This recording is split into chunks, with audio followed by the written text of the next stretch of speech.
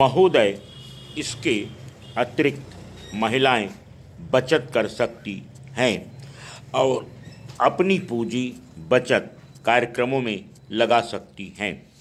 इसके लिए सरकार ने मुख्य रूप से दो योजनाएं चलाई हैं।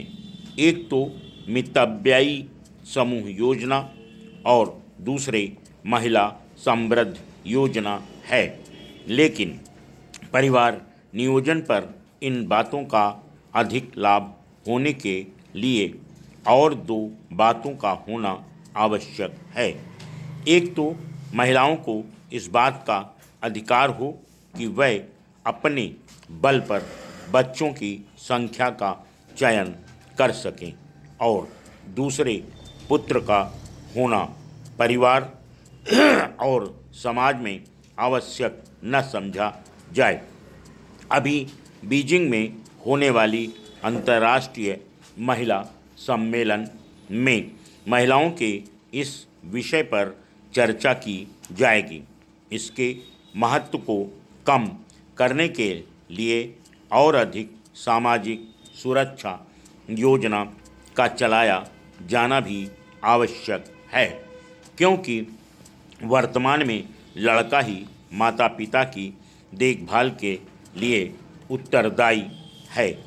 ऐसा होने से परिवार नियोजन की सफलता में सहायता मिलेगी। हमारे यहाँ MCH कार्यक्रम का एक पहलू यह भी है कि इसका परिवार नियोजन कार्यकर्ताओं ने लाभ उठाया है। महिलाएं चूंकि गर्भावस्था में या फिर प्रसव के लिए या फिर बच्चों के टीकाकरण के लिए स्वास्थ्य केंद्र जाती ही हैं, इसलिए उन्हीं को परिवार नियोजन का भी भागीदारी बना दिया जाता है। ऐसा करना सरल है। पुरुष की भागीदारी बढ़ाने के लिए दो बातों का होना आवश्यक है। एक तो कार्यकर्ताओं को स्वयं ही पुरुषों के पास जाना होगा और उनकी भागीदार बनाना होगा। दूसरे, हमारे चिकित्सा अनुसंधान को पुरुषों के लिए परिवार नियोजन के और अधिक उपायों की खोज करनी होगी, तभी इस और कुछ प्रगति हो सकेगी। एक संतोषजनक बात यह है कि हमारे दूर संचार के माध्यमों ने काफ़ी अंतराल के बाद फिर से पुरुषों की भागीदारी बढ़ाने के विज्ञापन को अपने परिवार नियोजन विज्ञापनों में सम्मिलित कर लिया है। अभी पुरुष नसबंदी के सरल और सहज होने की चर्चा की जा रही है।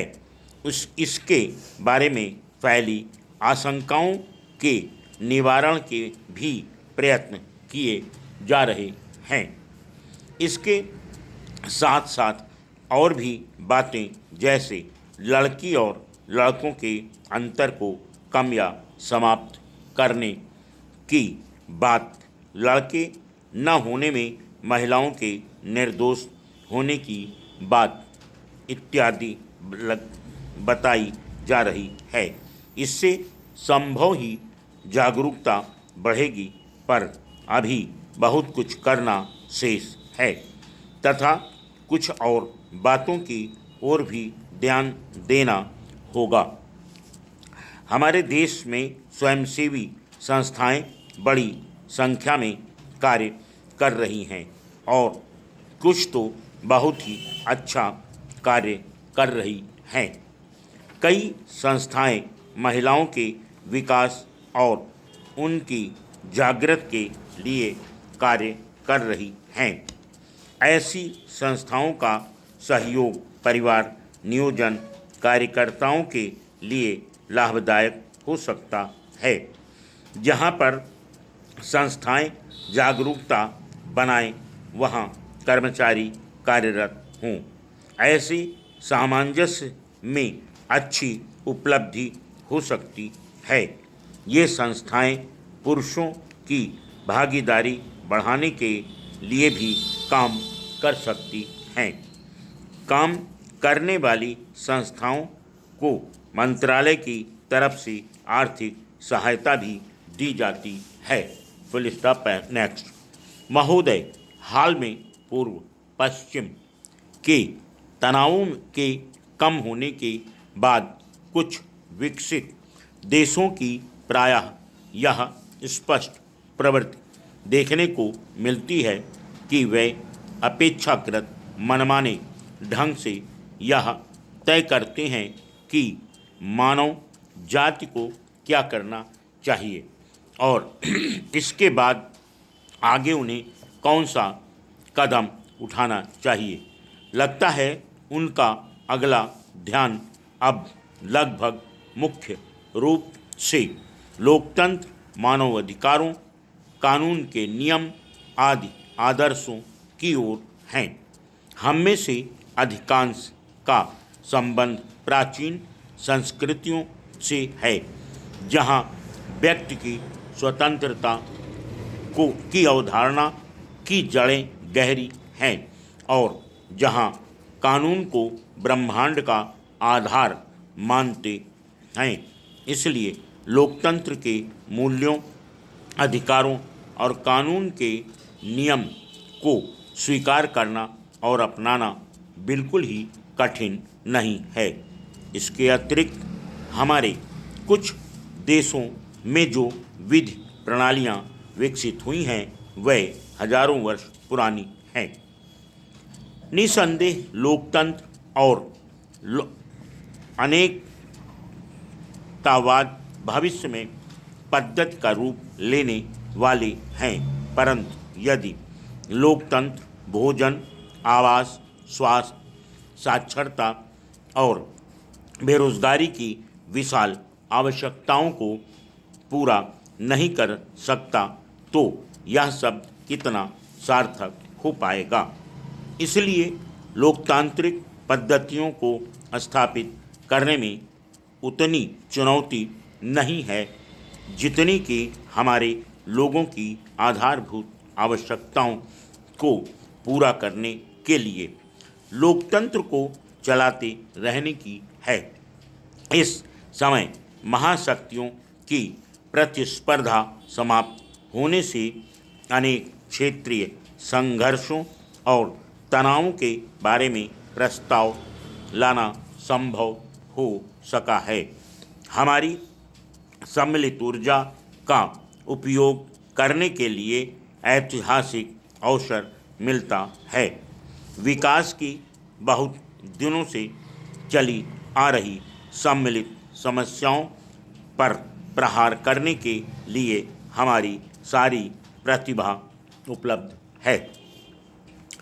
संभवतः विश्व इतिहास में पहली बार वास्तविक रूप में अंतर्राष्ट्रीय तथा समेकित विश्व व्यवस्था उभर रही है। पूर्व यूरोप के देश समन्वयवादी नीतियों का अनुसरण कर रहे हैं।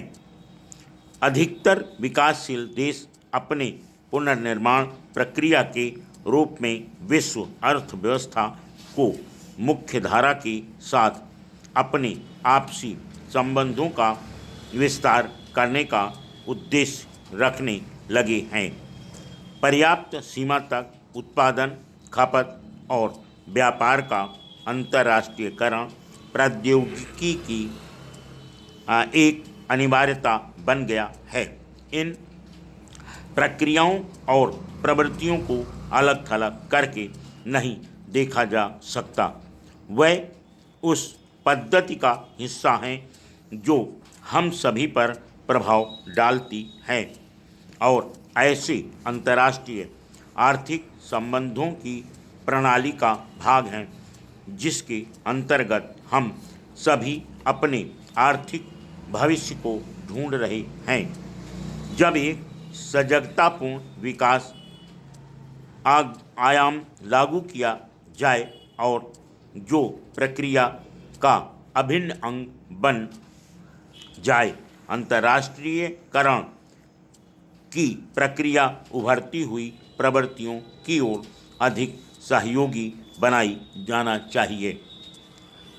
वित्तीय प्रवाह, ऋण भुगतान, मंडियों में पहुंच और प्रौद्योगिकी में प्रगति जैसे विभिन्न मुद्दों से निपटने के लिए इच्छा होनी चाहिए, ताकि अंतर्राष्ट्रीयकरण और परस्पर निर्भरता का सभी के लिए समान रूप से वितरण के लिए प्रबंध किया जा सके। अगले कुछ महीनों के दौरान यहाँ अमेरिका क्षेत्र में अंकटाड एक्ट यानी संयुक्त राज्य वाणिज्य और व्यापार के 8वें सम्मेलन तथा पर्यावरण और विकास के बारे में संयुक्त राष्ट्र सम्मेलन के रूप में 2 प्रमुख अवसर आएंगे।